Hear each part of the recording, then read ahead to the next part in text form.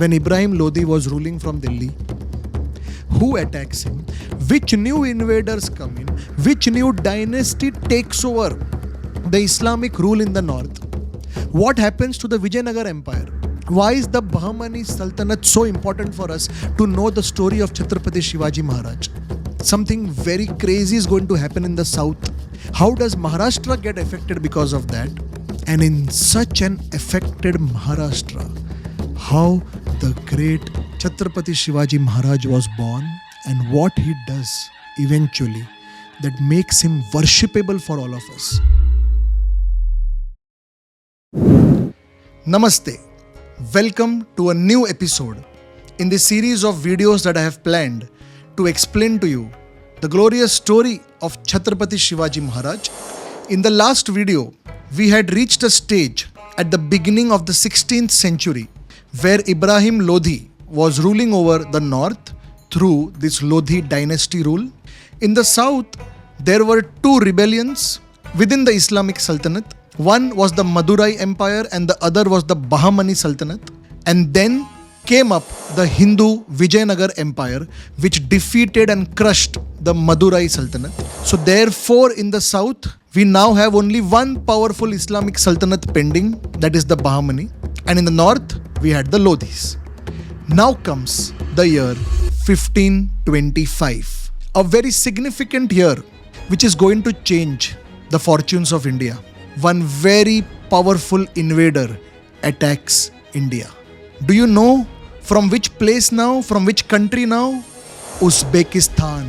The name of this invader, Babur. A very, very famous name. Babur attacked India in 1525 and within a few months, by 1526, he defeats Ibrahim Lodi, conquers the Lodi dynasty and establishes his rule within India from Delhi. So now the new Sultan of the Islamic Empire ruling from Delhi is Babur. And do you know what his empire, what his kingdom, what his dynasty, what his rule was called as? The Mughal Empire. This is the beginning of the Mughal rule within India. The year 1526. Founder Babur. And what did Babur do after taking over the reins? Of course, the same thing that has been happening since Muhammad bin Qasim. I don't want to repeat it all again. In fact, in today's context, Babur became very famous recently. Anyone knows why? Yes, the Ram Janmabhoomi temple issue in Ayodhya.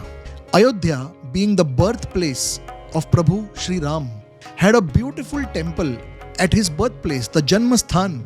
It was Babur who ordered the destruction of this temple and the construction of a mosque instead of that temple. The name of this mosque? The Babri Masjid, the very famous Babri Masjid. Coming back to the story, Babur becomes the new Sultan. He starts expanding the Mughal dynasty territories within India. Mughal dynasty empire becomes stronger and stronger. And eventually, after Babur, his son Humayun becomes the next Sultan ruling India. So the first Mughal Sultan is Babur. The second is his son Humayun. So all this is happening in the north. By the time Humayun was ruling, every place right up till Bengal also was captured under the Mughal dynasty rule. So north, center, west, east was all getting taken back under the Islamic Sultanate due to the powerful rule of the Mughals. This was happening in the north. Meanwhile, in the south, something crazy is going to happen. Let's now focus our attention to the south. Let's rewind the years slightly back to 1518. Remember, Babur attacked India in 1525. So now I'm talking 7 years before Babur attacked. This is 1518. In the south, there is this one huge, powerful Bahmani Sultanate which is ruling. The Bahmani Sultanate, however, experienced a series of rebellions within the Sultanate. The Bahmani Sultanate itself was a rebellion from the original Islamic Empire. Now, within the Bahmani Sultanate, there are further rebellions, and these rebellions caused the Bahmani Sultanate to splinter into 5 small sultanates. The entire powerful Bahmani Sultanate breaks up into 5 small mini sultanates. All these 5 were combined known as the Deccan Sultanates. In English, the Deccan Sultanates. Why were they called as the Deccan Sultanates? Because Deccan comes from the word Dakshin, which is south. So these came to be known as the Deccan Sultanates. How many? 5. Springing out of the Bahmani Sultanate. Was the Vijayanagar Empire still there? Of course it was there. They had already defeated the Madurai Empire, as I already reminded you. But this Bahmani Empire split into 5 Deccan Sultanates. Let me name them. First, Imad Shahi. Where? In Elichpur. Where is Elichpur? Telangana. Second, Qutub Shahi. Where? In Golconda. Where is Golconda? In Hyderabad. In fact, even today, if you visit Hyderabad, you will be able to see this famous Golconda fort set up by the Qutub Shahi. Third, Nizam Shahi. Where was Nizam Shahi established? Ahmednagar. Where is Ahmednagar? Maharashtra. Fourth, Adil Shahi, set up in Bijapur. Where is Bijapur? Karnataka. Fifth, Bharat Shahi, set up in a place called as Bidar. Where is Bidar? Telangana again, on the borders of Telangana. These are the 5 Deccani Sultanates which were born, and each of them were named after the founding sultan of that particular empire. So the Nizam who founded the Nizam Shahi Empire, the Adil Shah who founded the Adil Shahi Empire, Qutub Shah who founded the Qutub Shahi Empire, and so on. In fact, the word Nizam is very famous. You must have heard about this name. It all began from here. Nizam Shahi is from Maharashtra. Now, where were these 5 from? Were they Indians? Were they local Indians? Imad Shah and Nizam Shah, they were local Indians. They were converted Muslims. Adil Shah and Qutub Shah were Turkish. And Bharat Shah was from this place, Georgia. So 3 are foreigners and 2 are local Indians but converted Muslims. So these were the 5 Deccani empires that took birth in the south. What do you think? They were united amongst each other? Of course not. The whole purpose why they broke out from the Bahmani Sultanate was because they had these internal fights. So even after creating their own independent empires, they were not at peace. They were constantly on the boiler, constantly fighting each other. These 5 kingdoms were constantly at war against each other. No peace. So was there anything that could unite these 5 apart from the fact that they were all following the same religion? Yes, there was one factor that could possibly unite them all. Do you know what that one factor was? A common enemy. Who? The Vijayanagar Empire. Because Vijayanagar Empire is also in the south. These 5 Islamic empires were earlier in the Bahmani Sultanate, which was already at war with Vijayanagar Empire. Now they broke up, they are fighting amongst each other, but they have a common enemy. The common enemy is the Vijayanagar Empire. So you know what they do? They all decide to set aside their differences temporarily, come together for a common cause, the destruction of the Vijayanagar Empire. Everyone forgets their differences for some time and they create this Mahagathbandhan kind of a coalition, and they come together to defeat Vijayanagar Empire. Imad Shahi is the only one who decides not to join this coalition. So the other 4 come together and they attack the Vijayanagar Empire. Were they successful? Yes. In 1565, they capture the Vijayanagara king and execute him, and the Vijayanagar Empire is destroyed. The Deccani Sultanates now rule over a much larger land area within South India. And once the Vijayanagar Empire is finished, what do you think these 5 go back to? Their coalition is over. Job done. They start fighting each other again. Ruthless battles follow. Cruel events take place. By 1574, the Nizam Shahi eats up the Imad Shahi. And by 1619, the Adil Shahi eats up the Bharat Shahi. So how many are left? 3. Qutub Shahi ruling from Golconda, Hyderabad. The big Nizam Shahi ruling from Ahmednagar, Maharashtra. And again the huge Adil Shahi ruling from Bijapur, Karnataka. This was going on in the south. Hindu rule within South India was slowly vanishing. The Islamic rule was becoming stronger and stronger within the south. let's shift our focus back in the north. I take you to the year 1556.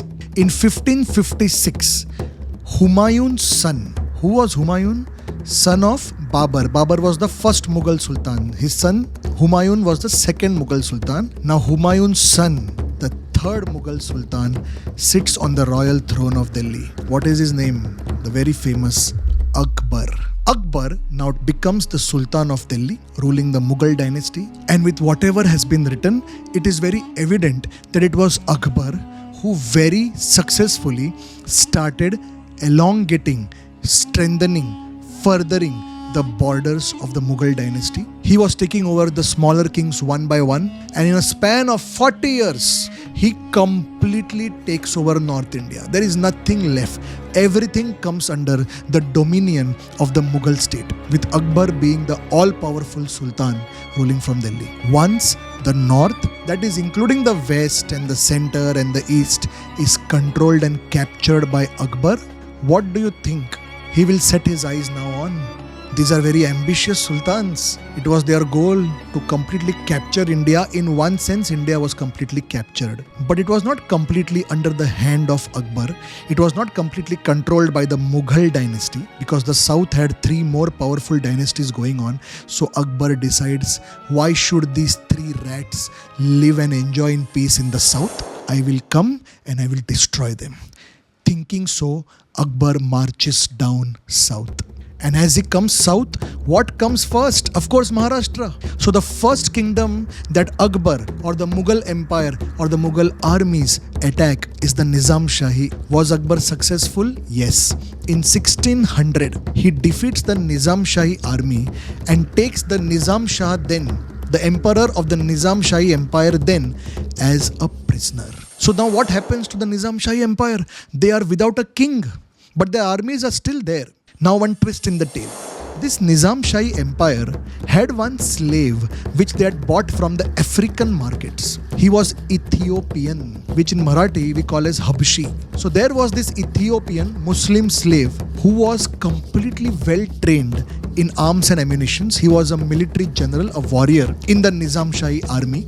The name of this warrior, Malik Ambar, a very, very famous personality in history. Malik Ambar, what does he do? He establishes the son of the Nizam Shahi emperor, a young boy, as the new sultan of the Nizam Shahi empire, and then shifts the entire capital of Nizam Shahi from Ahmednagar to Daulatabad. Where is Daulatabad? Again in Maharashtra only. And from Daulatabad, Nizam Shahi continues its existence and its sultanate and its rule. And from there, they continue their fight against the Mughals. All this happened in the year 1600. This means the 17th century is now beginning. I'll again remind you, 17th century is the year from where our detailed story begins of Chhatrapati Shivaji Maharaj. 1630 was the year of Maharaj's birth. Back to the story. Now comes the year 1605. Akbar dies, and his son Jahangir becomes the new sultan. So let's go through the list again. Babur, Babur's son Humayun, Humayun's son Akbar, and now Akbar's son Jahangir. Jahangir becomes the new sultan ruling from Delhi, this huge Mughal Sultanate which has now become really huge. Jahangir, this personality you have even seen in films. Jahangir's original name was Salim, and a famous movie Mughal-e-Azam was created where Salim was one of the lead characters. Anyways, moving on. So Jahangir is now the Sultan, and in very short span, that is in 1627, Jahangir dies. And then who takes up his seat? No prizes for guessing. His son. The name of Jahangir's son is Mirza Shahabuddin Muhammad Khurram. Big name. Mirza Shahabuddin Muhammad Khurram, who eventually became very famous as this very famous emperor Shah Jahan. So Shah Jahan was the son of Jahangir, and Shah Jahan takes up the reins of Delhi in the year 1627. And what is Shah Jahan famous for in today's day and age? The construction of Taj Mahal. Taj Mahal was built by Shah Jahan in the memory of one of his wives, Mumtaz Mahal, Mumtaz Mahal married Shah Jahan when she was just 19 years old, and she died when she was just 38 after delivering her 14th child. Moving on in the story.